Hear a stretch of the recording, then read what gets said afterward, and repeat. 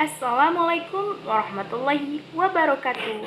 Pada kesempatan kali ini saya akan membahas tentang Islam dan Syariah Islam. Sebelumnya, perkenalkan nama saya Lili Rahmayanti, NIM C1F018015 dengan dosen pengampunya Bapak Wirmi Eka Putra SE MSI. Untuk itu, selamat menyaksikan Islam dan Syariah Islam. Pada pembahasan kali ini, saya akan membahas tentang yaitu pertama, makna Islam, yang kedua, dasar-dasar ajaran Islam, yang ketiga, hukum Islam, yang keempat, klasifikasi hukum Islam, yang kelima, sasaran hukum Islam, dan yang keenam, tujuan syariah. Makna Islam. Kata Islam terdiri dari huruf sin, lam, dan mim. Secara bahasa, Islam berarti yaitu pertama al-istislam, yaitu berserah diri, as-salamah, suci atau bersih, dan as-salam, selamat dan sejahtera, dan as-silmu atau perdamaian, dan sulam, tangga, bertahap, dan tadarruj. Secara terminologi, Islam dapat dikatakan adalah agama wahyu yang berintikan tauhid atau keesaan Tuhan yang diturunkan oleh Allah Subhanahu wa taala kepada Nabi Muhammad SAW sebagai utusannya yang terakhir dan berlaku bagi seluruh manusia dimanapun dan kapanpun yang ajarannya meliputi seluruh aspek kehidupan manusia. Islam merupakan agama satu-satunya yang diterima oleh Allah Subhanahu wa taala. Allah hanya menurunkan kepada manusia satu agama saja. Maka dari itu seharusnya manusia hanya mengikuti satu agama saja, yaitu agama tauhid. Tentunya agama tauhid adalah agama Islam. Kemudian dasar-dasar ajaran Islam. Dewasa ini banyak sekali permasalahan-permasalahan yang fundamental yang terjadi dalam praktek ibadah seorang muslim. Salah satu permasalahan fundamental yang kian menjamur adalah menyangkut praktek dalam ajaran Islam. Dasar ajaran Islam yang terdiri dari akidah, syariah, dan akhlak seringkali dilupakan keterikatannya. Tiga bagian pokok ajaran Islam yaitu pertama akidah, yaitu berisi kepercayaan pada hal yang gaib. Kemudian yang kedua adalah syariah, berisi perbuatan sebagai konsekuensi dari kepercayaan. Dan yang ketiga adalah akhlak, berisi dorongan hati untuk berbuat sebaik-baiknya meskipun tanpa pengawasan pihak lain, karena percaya Allah Maha melihat dan Maha mengetahui. Tujuan ajaran Islam diberikan Allah kepada manusia adalah untuk mencapai keselamatan semenjak lahir hingga ajal menjemput, bahkan hingga bertemu dengan Zat yang Maha merajai hari pembalasan. Selanjutnya adalah hukum Islam. Hukum Islam atau syariat Islam adalah sistem kaidah-kaidah yang didasarkan pada wahyu Allah Subhanahu wa taala dan sunnah Rasul mengenai tingkah laku mukallaf. Mukallaf adalah orang yang sudah dapat dibebani kewajiban, yang diakui dan diyakini, yang mengikat bagi semua pemeluknya. Ruang lingkup hukum Islam. Ruang lingkup hukum Islam adalah objek kajian hukum Islam atau bidang-bidang hukum yang menjadi bagian dari hukum Islam, yang di sini meliputi syariah dan fikih.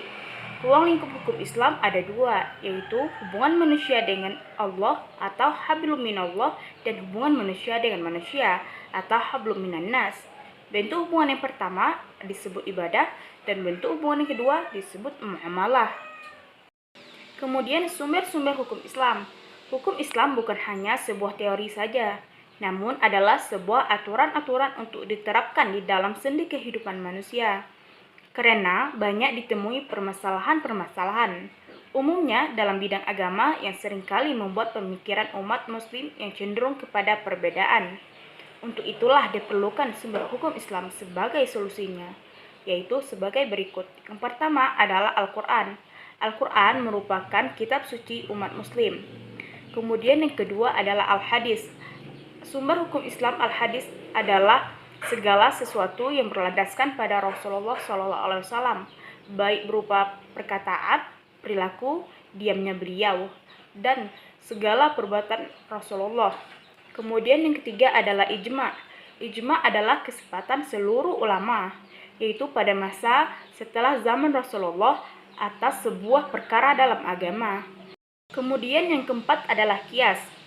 Kias berarti menjelaskan sesuatu yang tidak ada dalil nasnya dalam Al-Quran ataupun hadis dengan cara membandingkan sesuatu yang serupa dengan sesuatu yang hendak diketahui hukumnya. Selanjutnya adalah klasifikasi hukum Islam. Klasifikasi hukum Islam itu terbagi menjadi 5, yaitu pertama adalah wajib. Wajib adalah sesuatu yang apabila dilakukan mendapat pahala, namun jika ditinggalkan mendapat dosa. Kemudian yang kedua adalah sunnah. Sunnah adalah sesuatu yang sangat dianjurkan. Sunnah apabila dikerjakan mendapat pahala, namun apabila ditinggalkan tidak mendapatkan dosa. Kemudian yang ketiga adalah haram. Haram adalah suatu kegiatan apabila kita kerjakan mendapatkan dosa, namun jika ditinggalkan kita mendapatkan pahala. Kemudian selanjutnya adalah makruh. Makruh adalah suatu kegiatan apabila kita kerjakan tidak mendapatkan apa-apa, namun jika kita tinggalkan kita mendapatkan pahala. Kemudian yang kelima adalah mubah. Mubah adalah sesuatu kegiatan yang diperbolehkan. Selanjutnya adalah sasaran hukum Islam. Sasaran hukum Islam itu ada 3, yaitu pertama penyucian jiwa, yakni seorang Islam menjadi sumber kebaikan bukan sumber keburukan. Hal ini ditempuh dalam berbagai bentuk ibadah, yang intinya adalah pertama membersihkan jiwa dari kotoran atau penyakit dengki. Yang kedua adalah memperkokoh ketidakkawanan sosial. Kemudian yang kedua adalah menegakkan keadilan dalam masyarakat muslim maupun non-muslim. Kriteria adil menurut Al-Mawardi adalah pertama berkelakuan baik, tidak melakukan dosa besar, dan tidak terus-menerus melakukan dosa kecil. Kemudian yang ketiga adalah kemaslahatan, dan ini merupakan tujuan puncak hendak dicapai. Selanjutnya adalah tujuan syariah. Secara umum, maksud dan tujuan diturunkan syariat Islam adalah untuk mendatangkan kemaslahatan dan sekaligus menolak kemudaratan dalam kehidupan umat manusia. Konsep ini dikenal dengan sebutan maqasid syariah. Tujuan dari maqasid syariah itu sendiri yaitu pertama, untuk memelihara agama, kedua, memelihara jiwa, ketiga, memelihara akal, keempat, memelihara keturunan, dan yang kelima adalah untuk memelihara harta. Demikianlah pembahasan materi pada kesempatan kali ini, yaitu tentang Islam dan syariah Islam. Saya mengucapkan terima kasih telah menonton dan mohon maaf apabila ada salah kata baik yang disengaja maupun tidak disengaja. Dan saya tutup. Wassalamualaikum warahmatullahi wabarakatuh.